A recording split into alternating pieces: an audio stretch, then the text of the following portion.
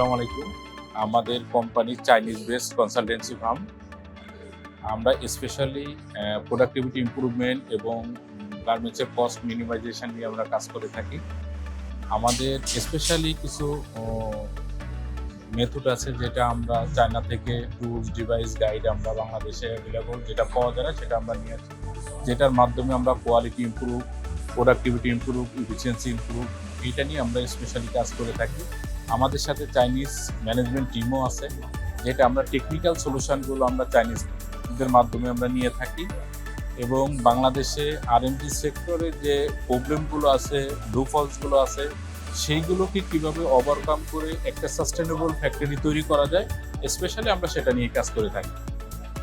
আর আমাদের যদি ব্যাকগ্রাউন্ড বলেন, আমাদের গার্মেন্টসের আমাদের যে চাইনিজ যে ব্যাকগ্রাউন্ড সেটা হলো আমাদের এমডি সাহেব চায়নায় পড়াশোনা করতেন, চাইনিজদের সাথে কোলাবোরেশনটা অনেক বেটার আমাদের আছে।